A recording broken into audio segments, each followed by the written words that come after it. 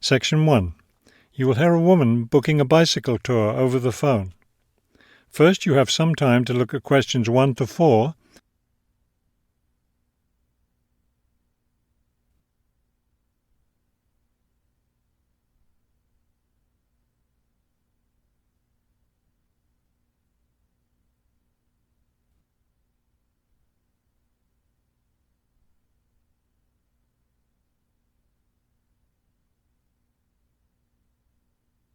You will see that there is an example that has been done for you. On this occasion only, the conversation relating to this will be played first. Global bicycle tours. May I help you? Yes, thank you. I'd like to sign up for a bicycle tour. The man answers the phone. Global bicycle tours. So the word global has been written at the top of the form. Now we shall begin. You should answer the questions as you listen, because you will not hear the recording a second time. Listen carefully and answer questions 1 to 4. Global bicycle tours. May I help you? Yes, thank you. I'd like to sign up for a bicycle tour. Which tour were you interested in? We have the River Valley tour coming up in June and the mountain tour in July. The River Valley tour is in June. I thought it was in May. It actually takes place the first week of June. Oh, I see. Well, I can still do that. The River Valley tour is the one I want. Splendid. Just let me take your information. May I have your name, please? Carla Schmidt. That's Carla with a K, not a C. Karla. Thank you, Ms. Schmidt. Address? Do you need a street address, or can I give you my post office box? A post office box is fine. It's P.O. Box 257, Manchester. Thank you. Okay, next. Will you be bringing your own bicycle, or do you want to rent one from us? I'll bring my own. Excellent. Now, we provide all the meals, so we need to know if you have any dietary restrictions. I don't think so. What do you mean? I mean, if there's any food you can't eat. Some people have food allergies or are vegetarian or have to avoid dairy products, things like that. Oh, I see. Well, yes, I'm a vegetarian. I never eat meat.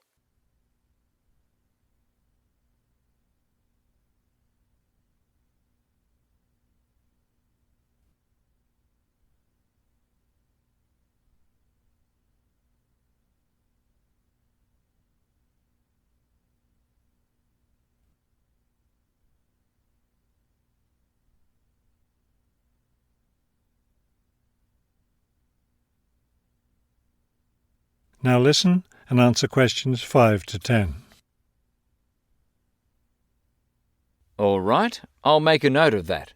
Now, the total cost of the tour is $750. That much? The price includes everything: food, hotel, transportation, everything.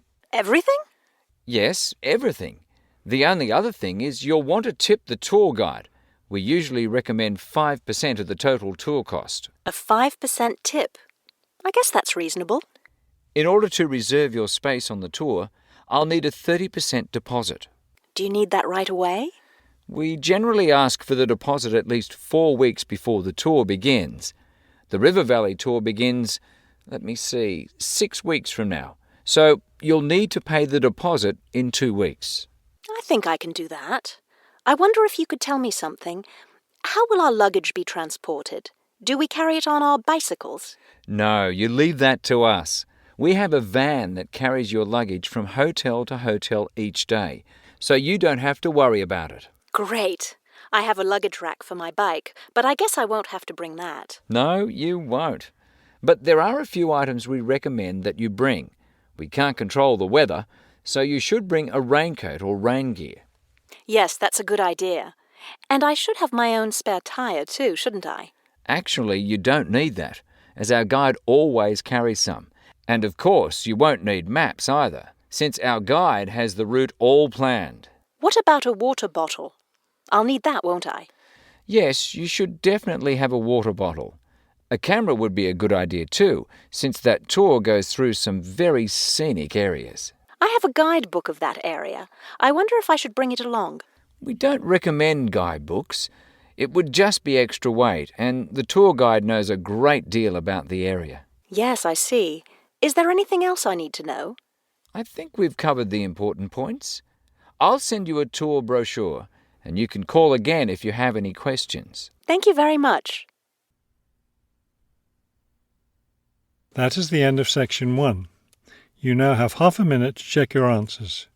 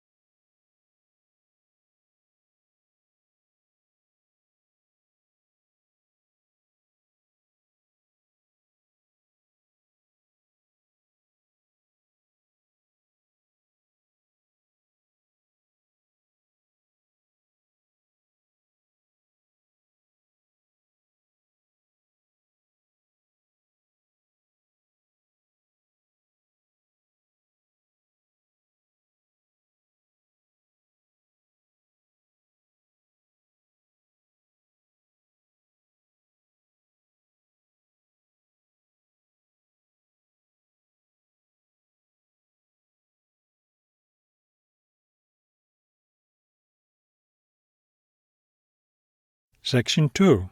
You will hear a tour of a newly renovated health club.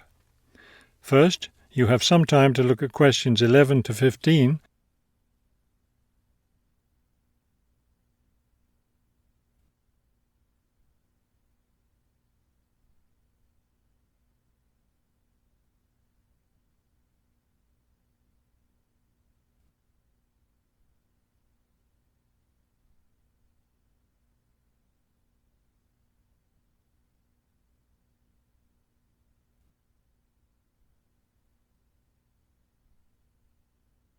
As you listen to the first part of the talk, answer questions 11 to 15.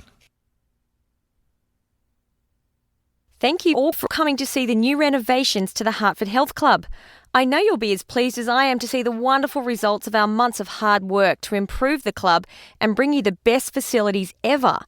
We'll begin in here with the swimming pool. You'll notice the new colour of the adult pool, a lovely cool green. Now walk over here and look at the children's pool. It's the same green, but as you see, with brightly coloured sea creatures painted everywhere. Both of the pools needed painting, not only for maintenance, but I think the new colour greatly improves the atmosphere of this part of the club. Next, let's take a look at the locker rooms. Don't worry, there's no one using them just now. Doesn't it feel roomy in here? We've expanded both the men's and women's locker rooms, so now they'll be much more comfortable to use. There are bigger lockers, a good deal more room in the dressing area, and more places to store extra towels and equipment. Be careful as you walk through here. The floor's just been polished and may be a bit slippery. Let's go up to the exercise room next. Here, you'll notice a new floor. Walk on it. Doesn't that feel comfortable? It's a special material, softer than the old floor, an ideal surface for jogging and exercising. They had to move all the exercise equipment out while they were working on the floor, but don't worry, it will be brought back in before the end of today. Let's step outside now and look at the tennis courts. We haven't done a great deal here except to the equipment. We replaced all the nets and the ball throwing machine. Otherwise, everything is the same as it was before. Let's walk down this hallway, and here we are at the club store in its new location. We thought here by the entrance was a better place for it than where it used to be by the swimming pool. But it still has all the same items for sale, sports equipment and clothes in the club colours.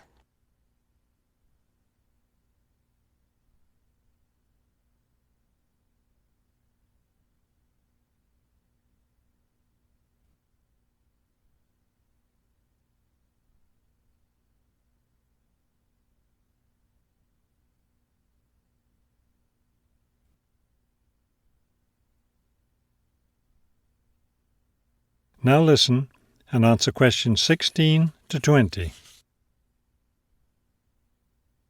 We're excited about the upcoming activities and events to take place in our newly renovated club.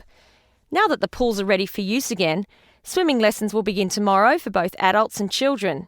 If you haven't signed up yet, you can stop by the office before you leave today and put your name on the list. If you're a tennis player, you'll be interested to hear about the tennis competition coming up on Wednesday.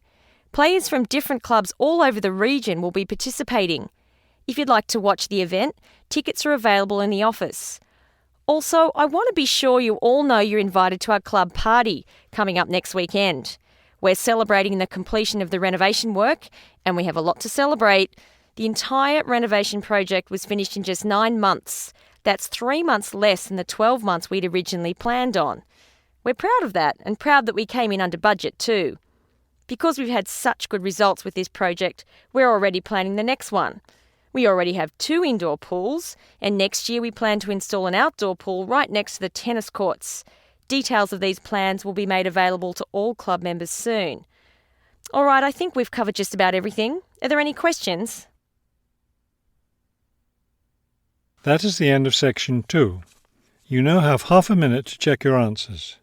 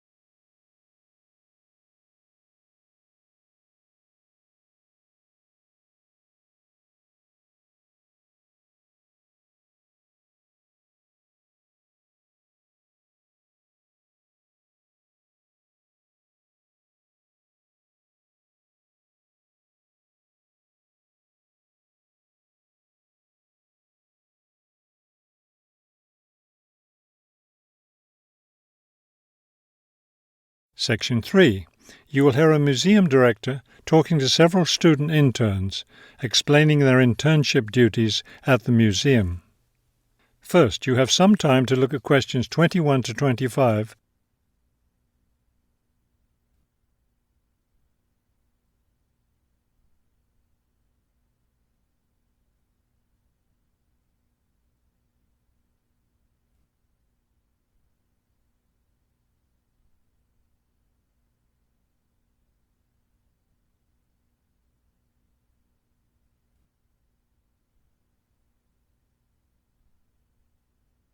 As you listen to the first part of the conversation, answer questions 21 to 25.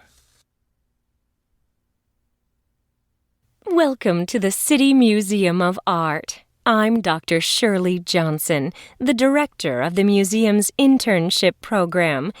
Today, I'll be giving you an orientation to the museum and our museum administrator's internship program. Will we get a chance to tour the museum today? Yes, we'll start right now with a tour of the building. We'll skip the basement. Most of that part of the building is devoted to art conservation, which won't be part of your internship. Let's begin here on the ground floor with the museum offices. I guess this is where we'll be spending most of our time, helping with the office work. You'll spend some time working in here so you can learn what the administrative duties involve.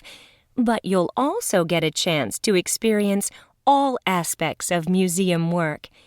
This room in here is the Museum Tours office. I'm interested in that. I'd really like to help out with the tours. That's great, because you'll all have a chance to lead some tours and maybe even to develop a tour of your own, too. Let's go up to the second floor now. This is the boardroom in here, isn't it? Will we get to go to board meetings? Only members of the board of directors attend those. Now, back here behind the galleries are the classrooms. You're all welcome to attend any class you want at no charge. But we won't be teaching any, will we? No, the staff of the Education Department is responsible for that. Let's move up to the 3rd floor now and the Research Department. Each of you will spend some time working in here. Great. I'd like to help with the research. We're working on some very interesting research projects right now. Also, as an extension of your research work, you'll probably contribute to some of the museum's brochures. I'm looking forward to that. I like writing about art. Another thing I've been hoping to be able to do is meet some artists. You're in luck then. We've planned a reception for the first day of your internship, and you'll have the chance to meet several local artists then.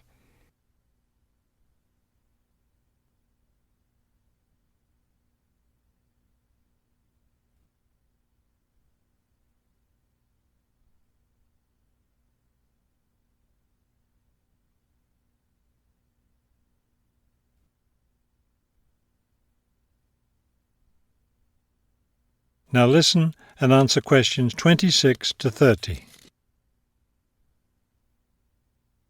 Could you give us a little background of the museum? I mean, when it was built and some information about the collections and things like that? Of course. The main part of the museum was built in 1895 with a combination of public and private funds. The new wing was built 60 years later with a donation from the Rhinebeck family. That part of the museum was built for the modern art collection, wasn't it? Yes, it was. In the main part of the museum, we have a gallery devoted to works by local artists, our sculpture collection, and a small collection of classical European art. You mentioned classes earlier. What kinds of classes does the museum offer? In our adult education program, we offer a series of art history classes, and for children, we have a program of arts and crafts workshops. You can get a brochure from the office that will give you more information. I saw a lot of chairs set up in the main hall. What are those for? Those are there for tonight's musical performance. We offer a weekly concert series during the fall and winter, and of course, all of you are welcome to attend. Now, if there are no more questions, let's step into my office and I'll show you your schedules. That is the end of section 3. You now have half a minute to check your answers.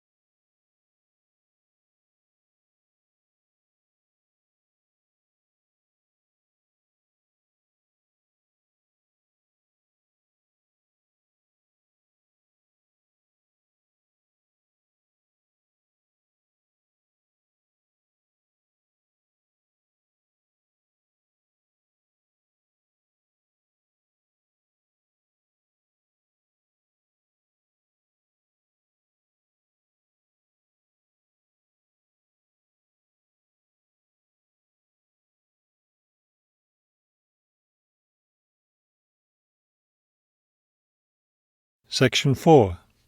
You will hear a lecture about the history of the tomato. First, you have some time to look at questions 31 to 35.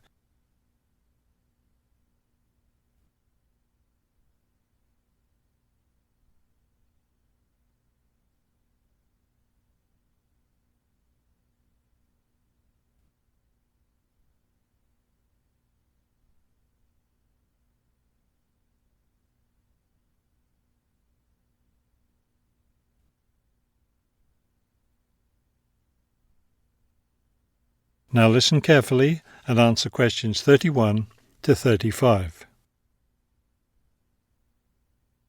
The tomato is a popular vegetable, which figures in the cuisine of many countries around the world. It is particularly prominent in Italian cooking, but it was unknown in Europe until Spanish explorers brought it back from the Americas. The tomato originated in the highlands of Peru. From there, it eventually found its way to Mexico, where it was cultivated by the Aztecs. The Aztec tomato wasn't the large red vegetable we know today. Rather, it was small and yellow. When this small round fruit arrived in Italy, it was named golden apple for its bright yellow color. You'll notice I just called it a fruit. That's because a tomato is botanically a fruit, even though most everyone calls it a vegetable. The actual word tomato comes from the Aztec name for the vegetable, meaning plump thing. The tomato arrived in Europe in the 1500s and quickly became a popular food in Spain and Italy. In the late 1600s, the Italians began publishing recipes that used tomatoes. The British, however, had a different attitude toward the vegetable. It was grown as an ornamental plant in Britain in the 1600s, but it wasn't eaten because it was thought to be poisonous.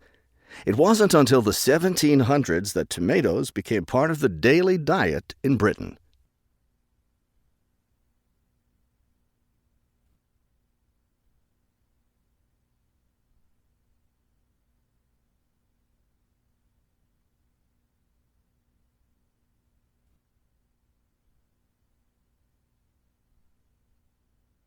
Now listen carefully and answer questions 36 to 40. In the United States, tomatoes were also used as ornamental plants rather than as food for a long time. This attitude began to change in the 1800s. In 1806, a gardener's calendar mentioned that tomatoes could be used to improve the flavor of soups and other foods. Thomas Jefferson did much to enhance the tomato's reputation as a food. He first served tomatoes to visitors at his home in Virginia in 1809. Then in 1820, a man named Robert Gibbon Johnson decided it was time to discard once and for all the idea that tomatoes were poisonous. To prove his point, he ate 1 kilo of ripe red tomatoes in public. 2,000 people gathered to watch this feat, which took place on the steps of the courthouse in Salem, Massachusetts. Amazingly enough, Johnson survived this stunt. The popularity of the tomato as a food began growing rapidly. Soon people all around the country were eating tomatoes. By the 1830s, American newspapers and magazines were publishing thousands of tomato recipes. However, all those recipes involved using tomatoes in some cooked form. Tomato salads and sandwiches were still unknown. It wasn't until a century later, in the 1930s, that it became popular for people to eat raw tomatoes. That is the end of section 4. You now have half a minute to check your answers.